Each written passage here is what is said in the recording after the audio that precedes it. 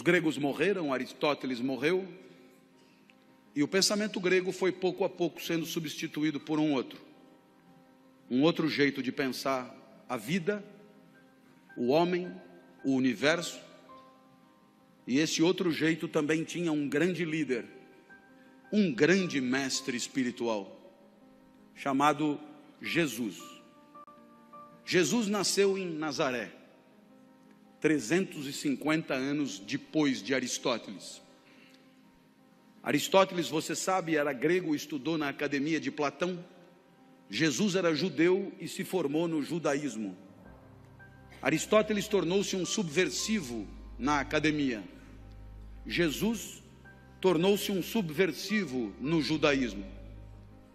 Jesus disse coisas que ninguém tinha dito antes. E Jesus, grande sábio que era, respondeu à nossa pergunta: o que a vida tem que ter para valer a pena?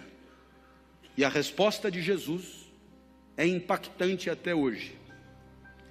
Por mais que vivamos numa sociedade de cultura cristã, a resposta de Jesus, quando anunciada com clareza, produz extraordinário impacto nos espíritos de quem ouve. O filé mignon da vida, a vida que de fato vale a pena, é a vida assumidamente dedicada ao outro. Isso é absolutamente incrível, sobretudo para nós, acostumados a ouvir que o sucesso da nossa vida tem a ver com o nosso próprio ganho, com a nossa própria riqueza, com o nosso próprio conforto, com o nosso próprio poder. Jesus dirá mais ou menos o contrário. O filé mignon da vida, aquilo que fará de você um vivente feliz, é a entrega, é proporcionar, é alavancar, é permitir que o outro viva melhor do que viveria se você não existisse, é permitir que o outro sorria o sorriso que, se você não fosse, ele não sorriria, é permitir que o outro sinta a alegria que, se você não estivesse, ele não sentiria. E aí sim, você terá vivido vida boa, vida que valeu a pena. Lição de Jesus. Bem, os exemplos podem ir ao infinito. Basta que alguém que você ame fique doente, para que você gaste num único cheque tudo que tinha guardado para si. E aí você descobre rápido o que vale mesmo na hora de viver. A minha filha Natália é a mais nova dos meus filhos, tem 13 anos hoje.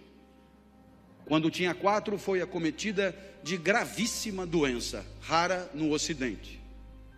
Síndrome de Kawasaki, um vírus letal.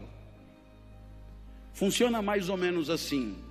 Esse vírus só aparece em crianças de 4 a 6 anos. Esse vírus, se desincubar, mata a criança na hora. Mas tem uma vantagem: se ele não desincubar por 2 anos, ele acaba morrendo, e a criança está definitivamente curada. 2 anos só, 2 anos esperando. Eu olhava para minha filha na UTI e eu me dizia: por que não troca? Eu fico no lugar. A vantagem é óbvia. Eu fico aqui e a criança fica livre disso. Como não estava dando certo, eu fiz proposta irrecusável. Pegue 20 crianças com isso. Ponha os 20 bichos em mim e liberte as 20 crianças. Agora a vantagem é mais do que óbvia. Não esqueça de pôr a minha filha no meio. Bem, pensando assim, eu aprendi coisas sobre mim. Coisas que eu não sabia. Eu aprendi que para mim a vida não era o bem de maior valor. Continuar vivo não era o mais importante. Porque se fosse o mais importante, eu não trocaria. Se fosse o mais importante, eu jamais faria aquela proposta. Então, naquele momento, eu aprendi que havia alguma coisa que valia mais do que continuar vivo. Eu aprendi, então, a maior lição de Jesus de Nazaré. A maior lição.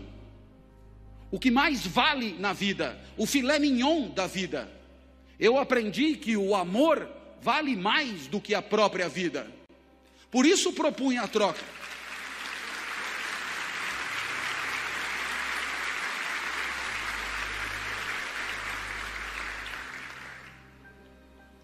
Mas é claro que por onde você andar, você encontrará o mesmo fenômeno. Pessoas desesperadas lutando para diminuir o sofrimento de quem sofre. Na Boate Kiss em Santa Maria, nos desmoronamentos em Petrópolis e Teresópolis, nos incêndios em São Paulo, pessoas completamente despreparadas se atiravam no perigo em nome da proteção da vida alheia. Você encontra isso por onde você andar. Para desdramatizar, minha filha completou 13 anos em maio, e ela virou para mim e falou: papai, ela está completamente curada, portanto, e ela falou: papai, eu queria comemorar meu aniversário em casa, queria mostrar minha casa para os meus amigos, você deixa? A minha filha sempre pede tudo para mim, porque de mim ela sabe que ela tira tudo que ela quer, depois ela só comunica à mãe. Eu já falei com o papai e ele já deixou. Vieram 39, subiram no mesmo elevador, invadiram o apartamento no mesmo segundo.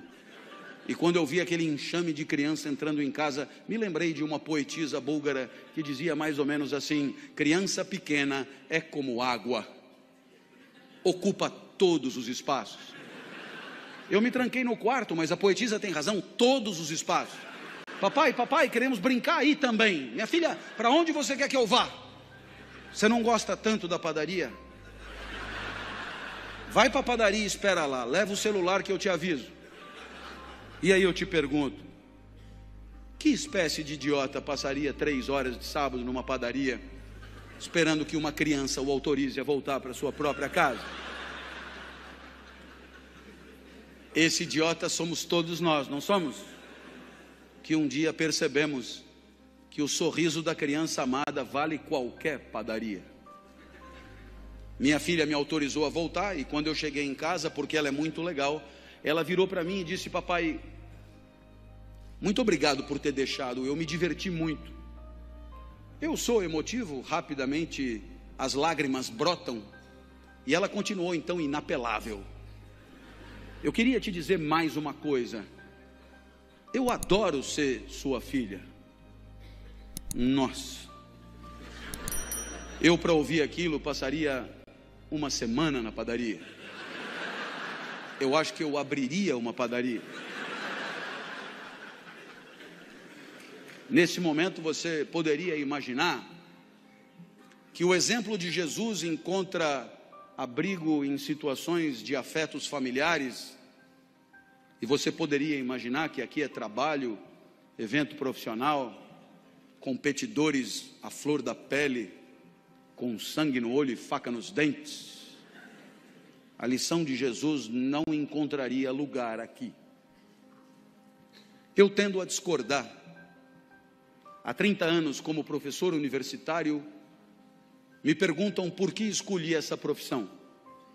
E eu costumo brincar dizendo que Jesus explica.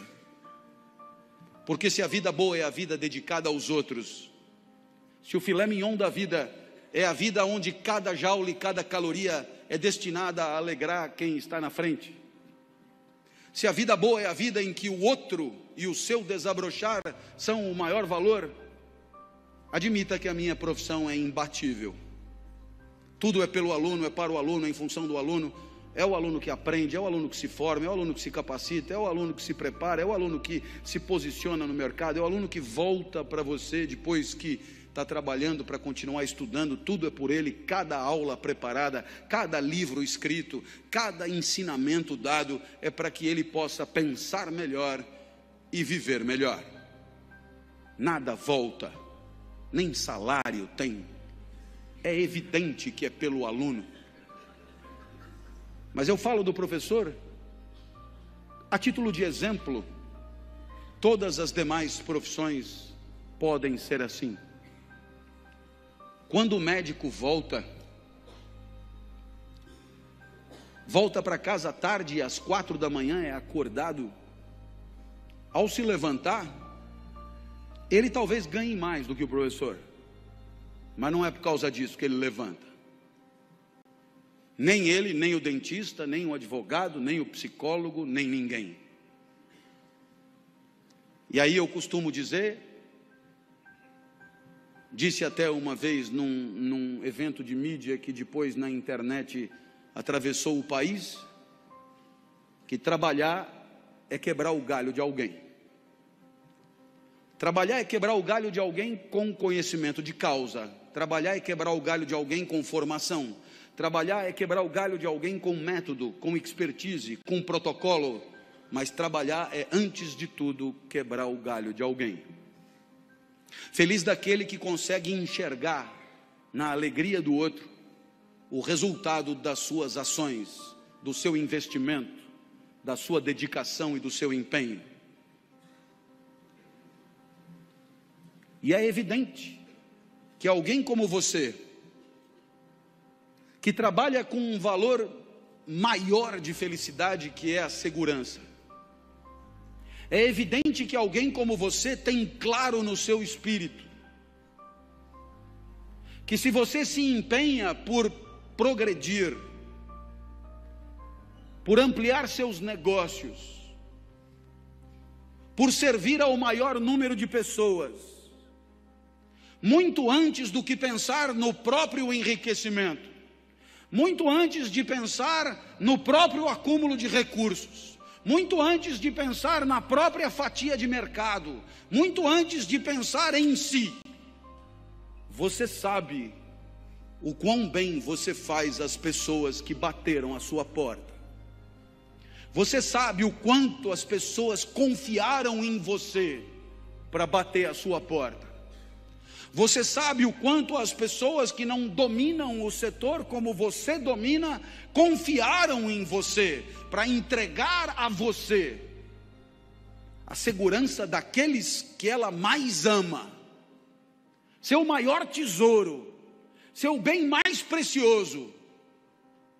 E você enxerga isso, entende a responsabilidade que é a sua, e sabe que a tua maior responsabilidade não está na simples ampliação dos teus negócios, mas está na proteção daqueles que acreditaram em você, na proteção daqueles que em situação de não defesa, de situação de insegurança, vieram bater a porta e confiaram nos serviços que oferecem.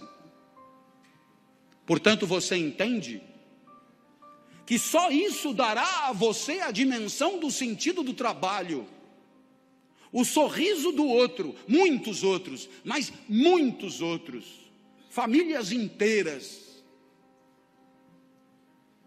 enorme quantidade de gente que sorri um pouco mais, por se sentir um pouco mais seguro. Aí está o sentido do seu trabalho.